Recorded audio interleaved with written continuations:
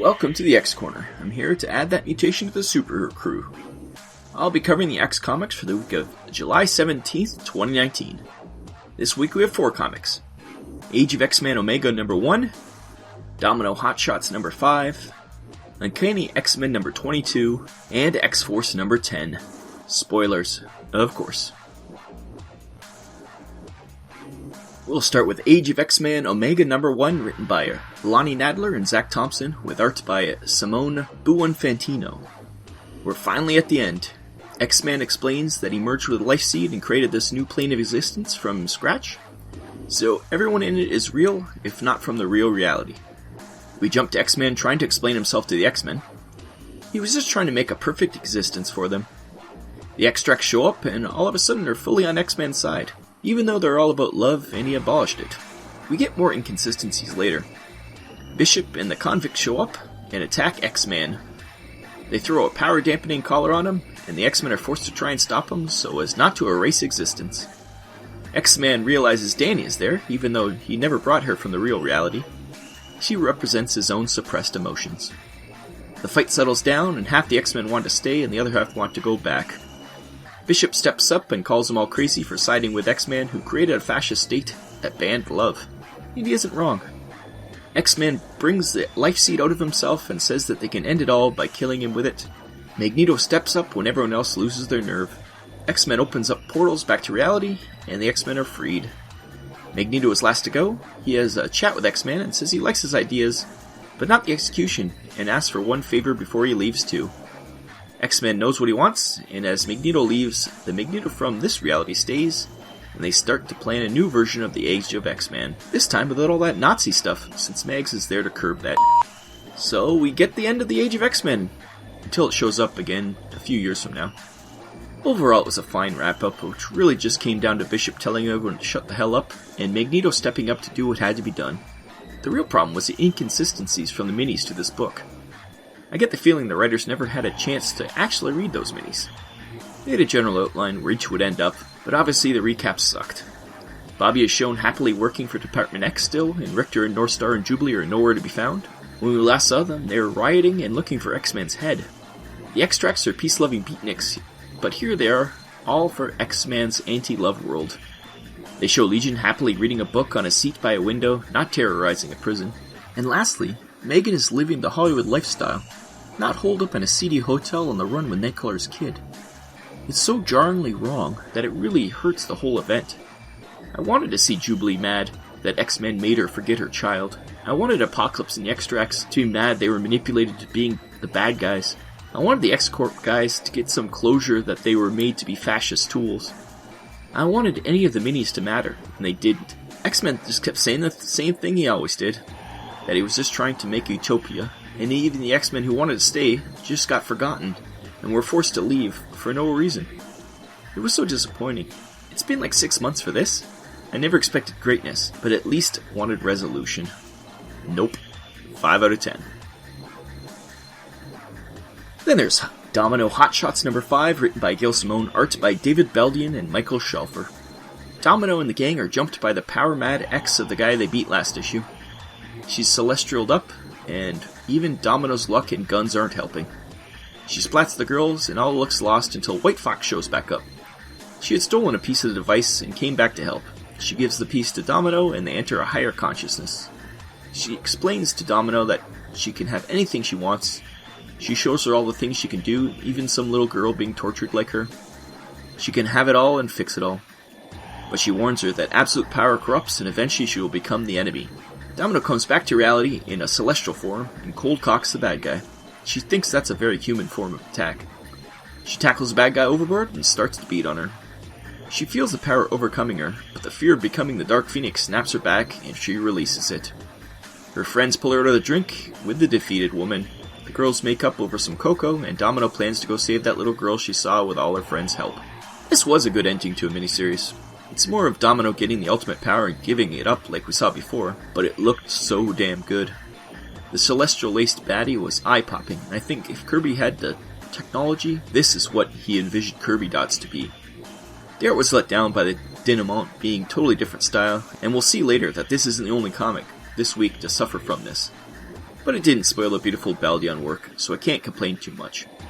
If this has been the first time that Domino was faced with a dilemma in the miniseries of Ultimate Power, I think it would have been a great ending. And since we saw it all before, it loses a few points. 7.5 out of 10. Then we have Uncanny X-Men number 22, written by Matthew Rosenberg, art by Salvador Larroca and David Messina. This is the end, my friends. Cyclops is contemplating his place in a world that the entire mutant race is literally invisible to regular humans. At least they just seem like normal, regular people. He is a general without a war. Danny comes to ruin his quiet contemplation by reminding him that he got a lot of her friends killed. Alex tries to reassure him, but he's pretty depressed now. Thanks, Danny. Meanwhile, Emma is re-upping her psychic erasure of the mutants. It's all going well until some Warlock-like sentinels show up and attack Alex and Scott. Alex sacrifices himself to destroy the two bots, and this won't be the last death in this issue. The head of ONE shows up with some ridiculous headgear that protects him from the mind wipe. He tries to set the bomb off in Emma's head, but she had it removed. He then attacks with more Warlock sentinels. The Madrox Warlock hybrid tries to reabsorb the Warlock tech out of the sentinels, but is only partially successful. He dies, but the sentinels now forget about mutants too. Oh, and Fabian Cortez was killed, but I missed that until someone mentions it later. The general now has to command them manually. This lets Wolverine concoct a plan. He has Madrox replicate himself hundreds of times to run interference so that he can get to the general. All the Madroxes get killed, scratch another X-Men off for the reboot, but Wolverine makes it to the general and kills him somehow. Dared here really let this death down, but I'll expand on that later. Wolverine and Logan get ready to go out with a blaze of glory against the Sentinels, when who should appear but the rest of the X-Men from the Age of X-Man book. They make short work of the now leaderless Sentinels, and we get a big reunion.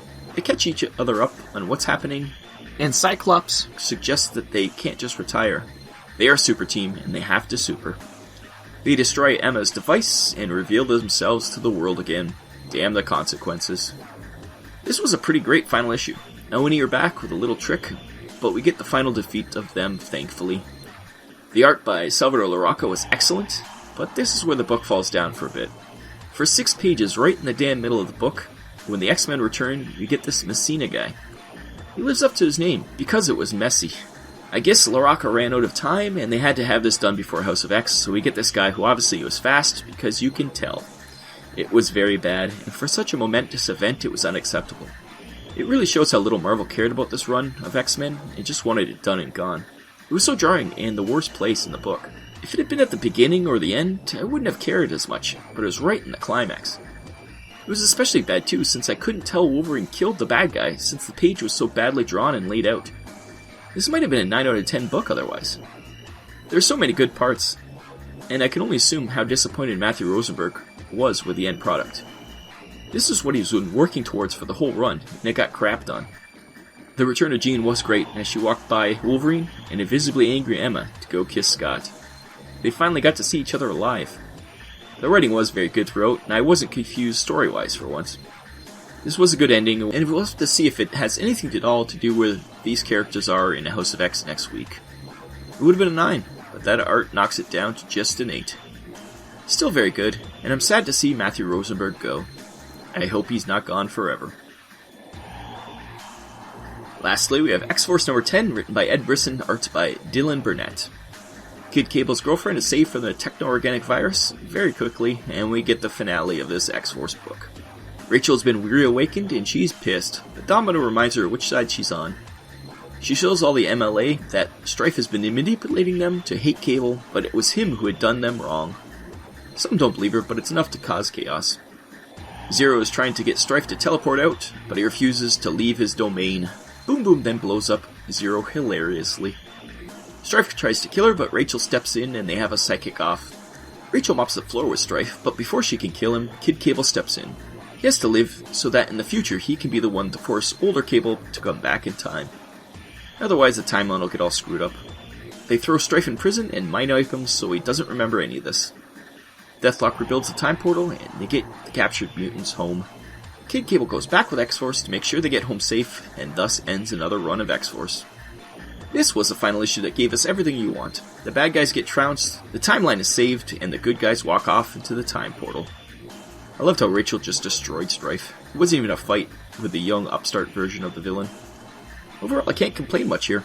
It was fun and quick, and did what it had to do. 7.5 out of 10. Well, we ended mostly everything this week, with only a few missteps in the catastrophe that was the entire Age of X-Men event. I count this one as a win. The art issues were most frustrating, but I understand that schedules had to be kept. I'm not mad, I'm just disappointed. No X-Corner next week. The only X comic is House of X, and we'll be talking about that on a future SuperHeroCrew podcast. Did I mention the SuperHeroCrew podcast before? No? Well, let me enlighten you. Andrew Croach and I go over some comic news of the week and discuss some of the big topics and comics that are out. It's a fun little show, which you should listen to religiously. Until we meet again, bye-bye.